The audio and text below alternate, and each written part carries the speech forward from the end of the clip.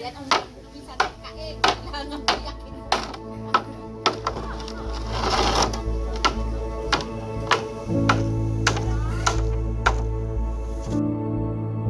Sa isang tahimik na barangay sa San Carlos City, tila kaibigan ng mga residente ang kalikasan.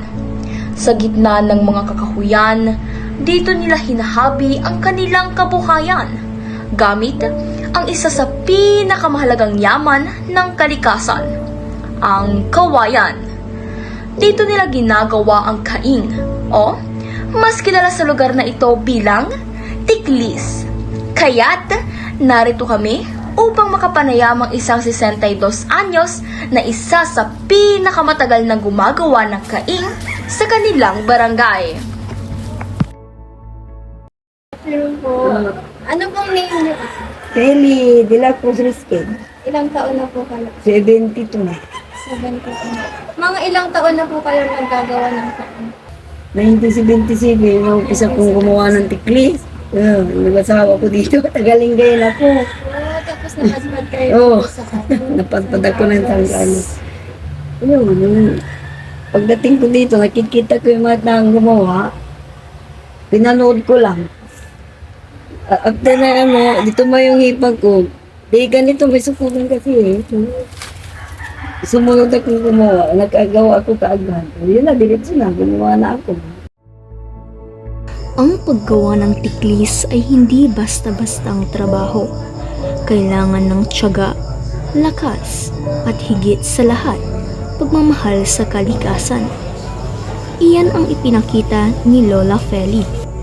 Dito sa barangay na ito, likas na bahagi na ng kanilang pamumuhay ang paggawa ng mga kaing na ginagamit sa pag-aani ng mga prutas at gulay na siyang bumubuhay sa kanilang komunidad. Dito na rin, dito ko na pinalak yung anak ko, nag-aaral na nag-asawa. Ngayon, hindi na sila gumagawa ng tiklit, ako na lang naiwan. Nakakapagpahinga pa kayo? Oo. Happy pa rin. Masaya. Kahit ganyan na nga buhay namin dito, ayos lang. Maganda nga yung dito dahil may hanap buhay sa ibang buhay. Kaya maganda rin dito sa Limasan. Maraming anak buhay dito. Yung mga bata ngayon, nag-ano sa farm, yung manok, harvest. Tapos mayroon din na titinda ng mga prutas, gano'n, mga anak buhay din dito, hari-hari. Hindi dati na, puro dito pinalaki yung mga anak ko, nag-aaral dito sa high school. At ang graduate na sa high school, isa lang nagkagalit ng kuliyo dahil yun ang masipag. Pag dumating, gumagawa pa ito. Yun ang pumasahe niya. At baon niya. Sa kabila ng kahirapan, hindi natinag si Lola Feli. Nagsumikap siya ng buong puso upang mapalaki ng maayos ang kanyang mga anak at apo na matulungan silang makapagtapos ng pag-aaral. Patunay na walang hadlang para sa isang ina na may dakilang pagmamahal. Nabanggit niyo po na ilang beses po kayo ulit nagpa-opera? 4 noon. 4. Isa sa Mayuma. Tapos nabigasa pa kami. 10 kami. Kamuntik na kami mamatay lahat. Hindi ako nakatayo ng tuman. Tapos, 2 na yung anak ko. Hindi na pwede ako mga anak dapat. Nagmuntis pa ako dun sa bunso ko. Yun. Tinatanggal ko, hindi natanggal. Hindi binilit sa gahay. Isang magandang buhay. Ang papag mga sa akin. Kung natanggal yung napanaginipan ko na sayaw ng sayaw yung injil, talaga patatanggal ko na talaga yung susundutin ng guma. Sayaw ng sayaw, kantang ganda, tawag, babay mama, nagligigis, ay hindi ko na tinanggal. Isang buwan na ako noon.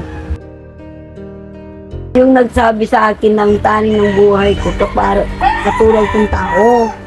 Hindi ako naniniwala na 3 taon na ako mabubuhay. Bigyan niyo pa ako na para makapalaki ko yung mga anak ko, makita ko yung mga apo ko. Yun. Kaya ang buhay ko, pag ang Lord ang nagmahal sa'yo, talagang mahal ka. Kaya kailangan mahal mo rin yung kapatao mo dahil pinagdaanan ko talagang mahirap. Masayahin man kung magkwento, kung kaya't hindi aakalain na hindi naging madali ang buhay para kay Lola Feli. Hindi rin biro ang mga pagsubok na kanilang kinaharap. Ngunit para sa kanya, wala ang lahat ng iyan kung may malalim kang paniniwala at tiwala sa Diyos. Yung bagyo, ganyan, pag bumagyo, hindi kami makagawa. Puro utang muna, pero babayaran pagkatapos ng bagyo, ganyan. Kasi hindi ka rin makagawa pag bagyo kasi mangingitim yung ito. Hindi mo mabinta.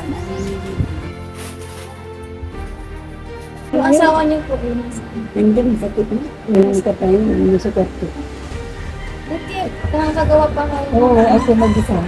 Yung tatlong anak ko, mabilis gumawa, ay nag-asawa na rin sila.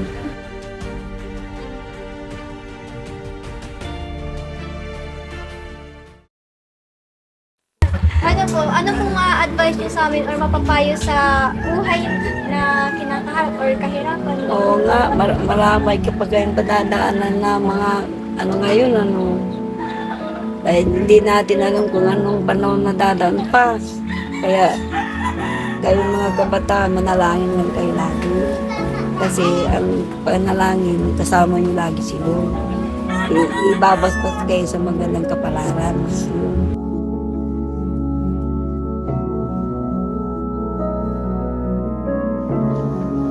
Isang hamak at karaniwang kawayan lamang kung ituring, madalas ay binabalewala, iniiwang nakatambak o ginagawang panggatong. Ngunit sa kamay ng mga tao rito, ito'y ginto kung tawagin. Sa bawat pagputol, pagkiskis at paghabi ng kawayan, ay bunga ng kanilang walang pagod na pagsusumikap, na isasalamin nila ang tiyaga, sipag at determinasyong humubog sa kanilang pamilya sa kabuhayan. Para naman kay Lola Feli, hindi lamang ito produkto. Ito ay simbolo ng tagumpay sa kabila ng hamon sa buhay.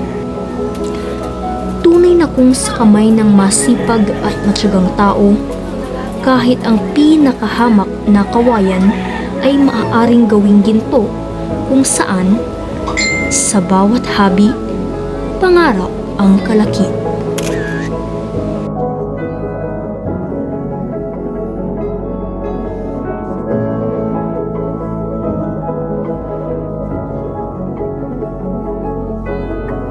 Natutunan ko kay Lola Feli kung paano gumawa ng biglis. Natutunan ko rin na mahirap maghanap buhay at kumita ng pera. Kaya't gagawin ng isang ina ang lahat para lang maitaguyod ang kanyang pamilya. Ang natutunan ko po kay Lola Feli ay ang pagmamahal at kaligayahan ay higit pa sa lahat. Kung saan kahit anuman ang iyong sitwasyon sa buhay, hanggat gusto mo ang iyong ginagawa at kasama mo ang iyong mga mahal sa buhay, makakaramdam ka ng ligaya at magiging kontento ka sa buhay mo. Sapagkat hindi nabibili ng pera ang kaligayahan. Hindi nabibili ng pera ang tunay na pagmamahalan. Ang aking natutunan sa buhay ni Lola Feli ay magtiwala sa kung ano ang plano ng Diyos at huwag panghinaan ng loob sa tuwing may pagsubok na darating sa ating buhay. Gaya na lamang ni Lola Feli, hindi sila pinanghinaan ng loob, bagkus sila ay nagtiwala sa kung ano ang plano ng Diyos. Kung kaya't narito pa rin sila lumalaban para sa kanilang pamilya. Dahil ang tao ay hindi nilikha upang magapi, maaaring masakin pero hindi siya magagapi. Noong aming ikinapanayam si Lola Feli, aking nahinuha na ang kahirapan ay hindi hadlang sa anumang gusto mong gawin sa iyong buhay. At sa kanyang edad, hindi ito naging hadlang upang siya ay magtrabaho at magsumikap para sa kanyang pamilya.